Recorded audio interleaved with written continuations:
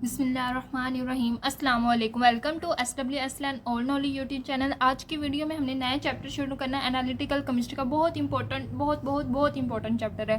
तो इसमें हम सबसे पहले कॉन्सेप्ट ऑफ मोल पढ़ेंगे। आज की वीडियो में हम सिर्फ मोल के बारे में पढ़ेंगे इंशाल्लाह। इस वीडियो के बाद आपको कभी नहीं भूलेगा कि केमिस्ट्री में मोल क्या है। तो मोल जो है एक यूनिट है, फंडामेंटल यूनिट है केमिस्ट्री में। जिस तरह ग्राम्स होते हैं, केजी होते हैं, जैसे मीटर क्यूब्स होते हैं, मीटर्स क्यूब्स होते हैं, अलग अलग यूनिट्स होते हैं। अलग से मैथ्स के लिए हम केजी यूज़ करते हैं, ठीक है। वॉल्यूम के लिए सेंटीमीटर क्यूब, डेसीमीटर क्यूब। अलग हिस्ट्री में मोल एक ऐसा यूनिट है जो अमाउंट, कोई भी सब्सटेंस है, सपोज हमारे पास कोई बीकर है, उसमें इतना सा हमने सब्सटेंस लिया, इतना सा बीकर, उसमें थोड़ा सा हमने सब्सटेंस लिया। अब उस सब्सटेंस के अमाउंट को हम मोल में फाइंड आउट करते हैं कि उस हम किस तरह डिफाइन कर सकते हैं कि सपोज अगर ये सब्सटेंस है, मैं बात करी, ठीक है, और इसको मैं कह रही हूँ ये 1 मोल है। 1 मोल हमेशा आप लोगों ने याद रखना है 6.02 पार्टिकल्स होंगे 1 मोल में, ठीक है। ये रिलेशनशिप, ये जो 6.02 ये मेरे पास है एवोगैड्रोस नंबर, ठीक है, एवोगैड्रोस नंबर। अब ये जो एवोगैड्रोस नंबर है, ये मोल और एवोगैड्रोस दोनों के दरमियान रिलेशन है, ठीक है। ये एवोगैड्रोस नंबर और मोल के दरमियान रिलेशन, जहां भी 1 मोल होगा वहां हमारे पास 6.02 पार्टिकल है। अब देखो, अगर हम एटम की बात करें कि इतने मोल हाइड्रोजन एटम है, इट्स मीन 6.02 हाइड्रोजन एटम 1 मोल में मौजूद है, ठीक है। ये आप लोगों ने अच्छे से ध्यान से समझना है कि 1 मोल हमें क्वांटिटी बताता है, यूनिट है। जितने भी हमारे पास सब्सटेंस है उनको मेजर करने के लिए केमिस्ट्री में हम फंडामेंटल यूनिट यूज करते हैं, जिसको हम कहते हैं mole. The amount of substance that contains 6.02 number of particle, उसमें एटम भी हो सकते हैं, ठीक है। 1 मोल मॉलिक्यूल भी हो सकता है, 1 मोल एटम भी हो सकता है, ये फार्मूला यूनिट्स भी हो सकते हैं, जिनमें हमारे पास 6.02, ये इंपॉर्टेंट वर्ड है, आप लोगों ने याद रखना है, जिसमें 6.02 पार्टिकल होंगे, वही हमारे पास मोल कहलाएगा, वही स्पीशी हमारे पास, वही सब्सटेंस हमारे पास मोल कहलाएगा। अब हम क्वांटिटेटिव डेफिनेशन ऑफ मोल देखें तो जो भी हमारे पास एटॉमिक मास क्या हमारे पास इलेक्ट्रॉन और न्यूट्रॉन का सम हमारे पास एटॉमिक मास होता है। ये तो हम काफ़ी देर से पढ़ते आ रहे हैं कि किसी भी एटम का एटॉमिक मास क्या होता है कि एटम में मौजूद प्रोटॉन प्लस न्यूट्रॉन। अब मोलिकुलर मास क्या होता है, प्रोटॉन, जितने भी एटम है उन सबके एटॉमिक मासेस का सम हमारे पास मोलिकुलर मास बन जाता है। इसी तरह हमारे पास फॉर्मूला मास होता है ऑफ द सब्सटेंस। तो इन सब जो मास है, अगर हम इनको ग्राम्स में बताएं कि इतने ग्राम मास है, इतने ग्राम एटॉमिक मास है, तो वो हमारे पास क्या बन जाएगा, मोल। तो वो हमारे पास क्या बन जाएगा, मोल। इसकी एब्रीविएशन क्या है, MOL लिखते हैं। इसका मतलब यह है कि हम मोल की बात करें। जो ऊपर अभी हमने डेफिनेशन, क्वांटिटेटिव डेफिनेशन पढ़ी है, उसको मजीद एलेबोरेट करते हैं हम एग्जाम्पल। हमें पता है कि कार्बन का एटॉमिक मास कितना होता है, 12 ग्राम। 12 ग्राम हमने ग्राम में शो किया है, इट्स मीन ये 12 ग्राम हमारे 1 मोल के बराबर है। 1 मोल ऑफ कार्बन है। 1 मोल ऑफ कार्बन का क्या मतलब है, 6.02 एटम है हमारे पास कार्बन के 1 मोल में।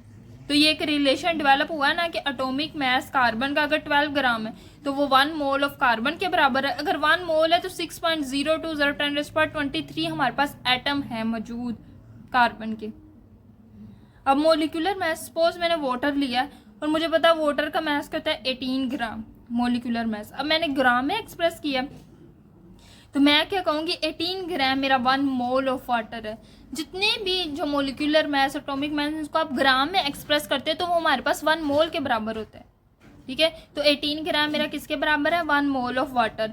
अब 1 मोल ऑफ वाटर का क्या मतलब है कि 6.02 मॉलिक्यूल्स ऑफ वाटर मेरे पास है, ठीक है। एक कॉन्सेप्ट डेवलप हुआ ना कि 1 मोल क्या है, 1 मोल क्या अमाउंट ऑफ सब्सटेंस, जिसमें 6.02 पार्टिकल होने मौजूद ज़रूरी है।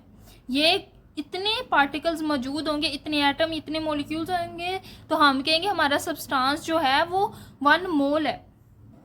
हमारा जो रिलेशन है between the mass and mole वो मैं इस तरह एक्सप्रेस करते हैं, नंबर ऑफ मोल्स जो होते हैं ना वो बराबर होते हैं non mass of the substance, जो सब्सटेंस है उसका जो हमें मैस पता है, over molecular mass of the substance का जो हमारे पास मोलिकुलर मैस है, अगर नॉन मैस को हम मोलिकुलर मैस से डिवाइड कर दें, हमने क्या करना है, नॉन मैस ऑफ सब्सटेंस को मोलिकुलर मैस से डिवाइड कर देंगे, हमारे पास नंबर ऑफ मोल्स आ जाएंगे। ठीक है, तो ये तो ब्रीफ कॉन्सेप्ट ऑफ मोल।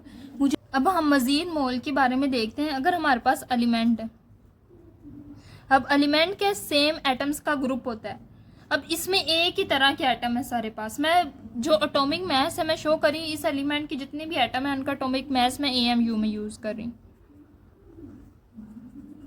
मैं AMU में यूज। अब जो AM है मैं इसको ग्राम में अगर कन्वर्ट कर दूं, मैं कहती हूँ मैं AMU यूनिट में नहीं इसको मेजर करना चाह रही, ग्राम्स में, मैं एटॉमिक मास का कर दूं, ग्राम में मेजर कर दूं, इन ग्राम। ठीक है, अगर मैंने ग्राम में एटॉमिक मास कर दिया, तो अगर इस ग्राम में मेरे पास जो एलिमेंट है, एलिमेंट का इतना ग्राम मैंने ले लिया, अगर इसमें मेरे पास 6.02 × 10⁻23 एटम्स हैं जो मैंने लिया ना एलिमेंट, अगर मेरे इस एलिमेंट में 6.02 × 10⁻23 एटम है तो इट्स मीन ये 1 मोल है। तो मैंने सिंपल कह दिया कि मेरा जो एलिमेंट है वो 1 मोल है, उसमें 6.02 × 10⁻23 एटम्स पाए जाते हैं।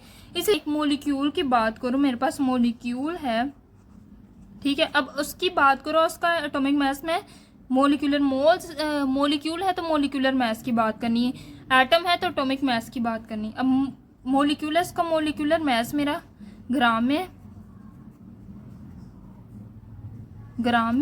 अगर इस मोलिकुलर मास को मैं बताऊं कि इसमें 6.02 × 10⁻23 मोलिक्यूल्स है, इतने ग्राम मोलिक्यूल में 0.2 × 10⁻23 मोलिक्यूल्स है, तो मैं कहूँगी मेरा 1 मोल मोलिक्यूल है।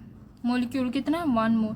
तो ये है एक फंडामेंटल यूनिट। मोल हमारे पास क्या है, फंडामेंटल यूनिट केमिस्ट्री में, जो हमें बताता है अमाउंट ऑफ सब्सटेंस। तो मुझे उम्मीद है कि आप लोगों को आज की वीडियो में बिल्कुल अच्छे तरीके से मोल का कॉन्सेप्ट समझ आ गया होगा। अगर आप लोगों को मोल का कॉन्सेप्ट अच्छे से समझ आ गया तो इस वीडियो को लाइक करें और कमेंट में ज़रूर बताएं कि आपको ये वीडियो कैसी लगी। दुआ में याद रखिएगा। अल्लाह हाफिज़।